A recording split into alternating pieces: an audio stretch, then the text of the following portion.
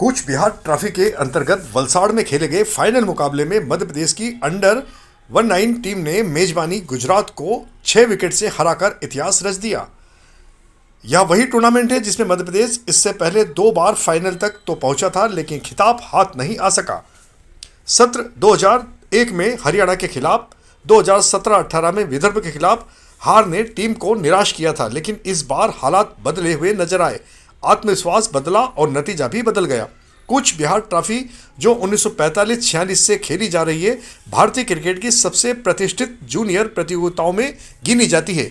ऐसे में इस ट्रॉफी पर कब्जा करना किसी भी राज्य के लिए बड़ी उपलब्धि माना जाता है।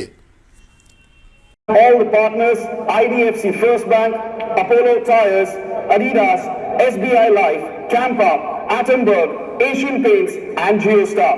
BCCI would also like to thank the Valsad District Cricket Association, the local authorities and all those who are involved in the Madhya Pradesh 19 की टीम ने जो 39 साल का सूखा है वो खत्म किया है और आप जो है उस टीम के कोच रहे हैं। क्या प्लानिंग थी मैच को लेकर? मेरी दिली तमन्ना थी कि मैं 19 टीम को कोचिंग करूं, क्योंकि मैं 3 साल से 23 कर रहा था, 2 साल 16 करी।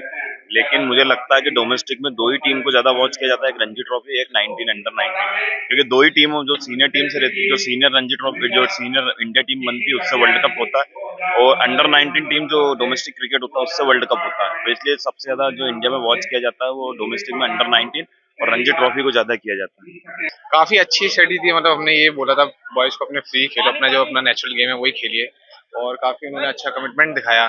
जो उनका नेचुरल गेम है वही उन्होंने खेला। सपोर्ट स्टाफ ने हमें काफी अच्छा बैक भी करा। जैसे हमारे पंडित सर से मैच बाय मैच बात होती रहती है, तो वो भी हमें एक तरीके से मोटिवेट करते रहते थे। तो एक बहुत अच्छा पॉजिटिव साइन था, और मैच बाय मैच हमारी टीम से एक नया हीरो निकल के आ रहा था।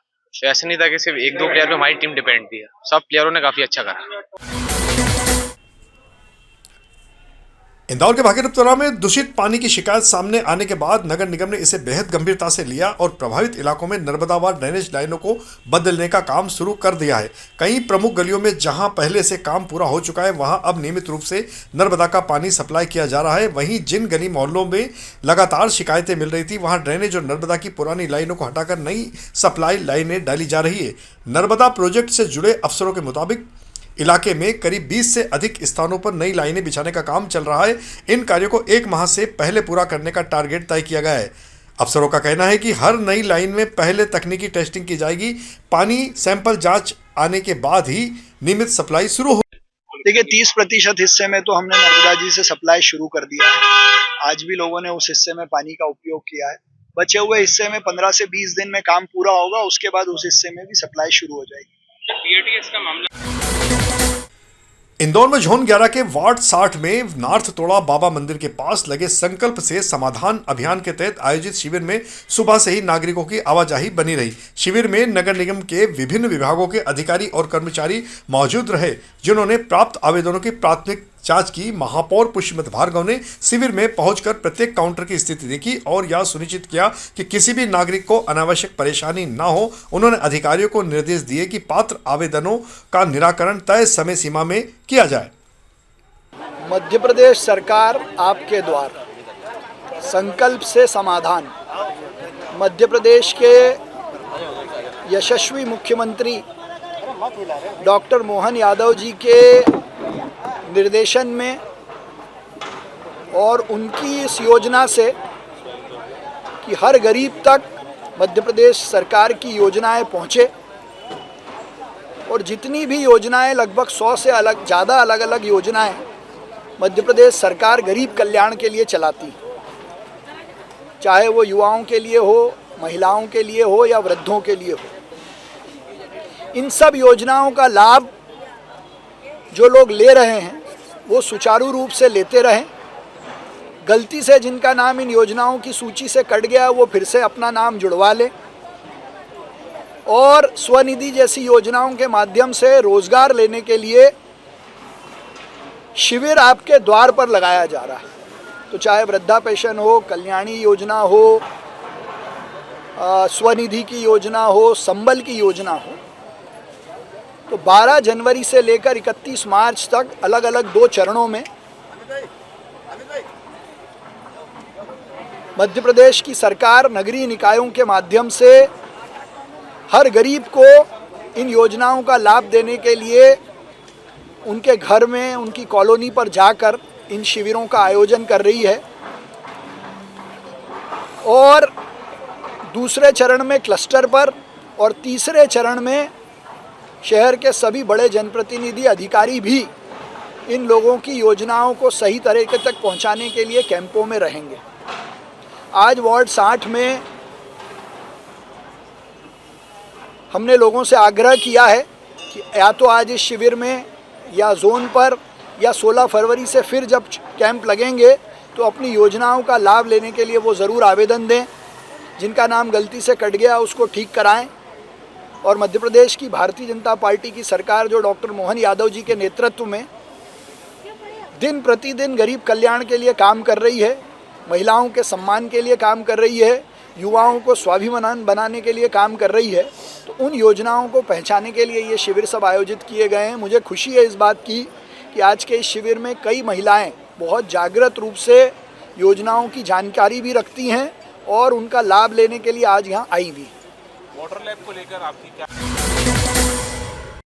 भागीरथपुरा जल संकट के बाद नगर निगम में बड़े प्रशासनिक फेरबदल किए गए। अपर आयुक्त और कमिश्नर को हटाकर 3 नए अधिकारियों की तैनाती इसी उम्मीद के साथ हुई कि काम में रफ्तार आएगी और जनप्रतिनिधियों के साथ बेहतर तालमेल बन सकेगा, लेकिन हालात फिर भी वही बने हुए दिख रहे हैं। सराफा चौपाटी को लेकर पहले ही कई विवाद हो चुके हैं और सूची तय नहीं कर पाई, जिससे कई पुराने दुकानदारों को जगह नहीं मिल सकी। इसी मामले में राजस्व प्रभारी और MIC सदस्य निरंजन सिंह चौहान लगातार बैठक की कोशिश करते रहे। बताया जा रहा है कि विभागीय फाइल लेकर अधिकारी पहुंचे ही नहीं, लेकिन अपर आयुक्त और 2 अधिकारी बैठक के बावजूद वहां पर उपस्थित नहीं हुए। फोन पर संपर्क करने पर भी उन्होंने संतोषजनक जवाब नहीं दिया। हालात यहां तक पहुंचे कि MIC सदस्य ने कह दिया कि अब यह मसला अधिकारी ही सुलझाएंगे। वास्तविक में ये सराफा चौपाटी की शुरुआत जो हुई है बदलने की, अच्छे स्वरूप करने की, ये हरदा में जो बम ब्लास्ट हुआ था और उसमें सैकड़ों लोग वहां मर गए थे, तो उसके बाद ही यहाँ पर भी आप जैसे कई पत्रकार बंधु और इंदौर के कई लोगों ने मांग उठी थी कि इंदौर में भी एक सराफे की यह स्थिति कि किसी दिन कोई बड़ा हादसा हो सकता है। और उसी को लेकर जब ये बात आई तो महापौर जी ने एक समिति बनाई थी। हम 4 लोग उसमें MIC मेंबर थे, मैं था, राजेंद्र राठौर जी थे, अश्विनी जी थे, नंदकिशोर पहाड़िया जी थे। और हम जब सराफे के दौरे पे गए तो वहां वास्तविक में यह दृश्य दिखा कि सराफे में भी किसी दिन कोई हादसा हो सकता है, क्योंकि हर सराफे की दुकान पे गैस की भट्टियां थी, गैस की टंकियां थी और बड़ा भीड़ भाड़ वाला इलाका हो जाता था। और वहां पर कई दुकानें ऐसी लगी थी जिनके कारण बड़ी खराब स्थिति अभी है। जो नए नए ये चाइनीज मोमोस इस तरह के जिसपे रासायनिक पदार्थ डाल के व्यंजनों को दे रहा है, जिससे किसी दिन कोई बड़ा खाने पीने के कारण भी कोई हादसा हो सकता है। ये सब बातें हमने हमारी उस रिपोर्ट में समिति की लिखी थी, जिसमें लिखा था कि पारंपरिक, क्योंकि सराफा 1937 से सराफा चौपाटी लगना चालू हुई और इसका स्वरूप अभी बिगड़ गया। वास्तविक में सराफा चौपाटी इंदौर की शान है और इसीलिए फिर हमारी जो समिति थी उसने रिपोर्ट दी कि पारंपरिक व्यंजन जो है उनकी दुकानें रहें और ये जो नई नई दुकान चाइनीज मोमोस इस तरह के जो आइटम है इनकी दुकानें नहीं रहे। और उस पर अमल भी हुआ। उसके बाद आपने देखा होगा कि इंदौर में फिर दोनों समिति, जो सराफा एसोसिएशन है और सराफा चौपाटी एसोसिएशन, इन दोनों एसोसिएशन ने हमको तय करके दिया कि 69 दुकान हमारी पुरानी है और पुराने व्यंजन की है। तो फिर वही दुकानें लगी, बाकी दुकानें हटा दी गई थी। और उसके बाद बाजार में लोगों का भी कहना था, हमसे भी कई लोगों ने किया कि अब सराफा चौपाटी बहुत अच्छी होगी।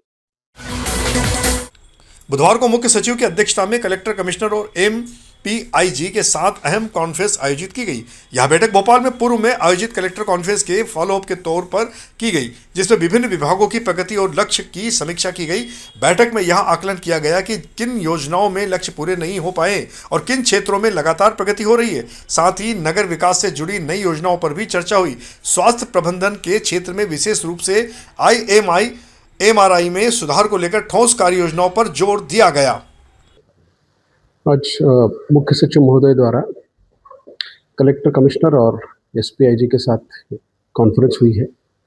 आपको जानकारी होगी कि पहले 2-3 महीने पहले एक कलेक्टर कॉन्फ्रेंस हुई थी जो भोपाल में माननीय मुख्यमंत्री जी की अध्यक्षता में, उसका फॉलोअप आज मीटिंग थी। और समय समय पे जो हमारे कुछ टारगेट कम पड़ जाते हैं और लगातार प्रगति होती है उसकी समीक्षा की जाती है। इसमें कुछ नई चीज़ें भी आ जाएंगी, जैसे कि नगरीय विकास में नई योजनाएं आई हैं, स्वास्थ्य प्रबंधन के लिए जो आवश्यक है, स्पेशली IMR सुधारने के लिए काम करना है। कृषि में लोग, हमने देखा एक बहुत बड़ा एक इशू पराली जलाने का है, उसको भी कैसे पहले से प्रबंधन किया जाए।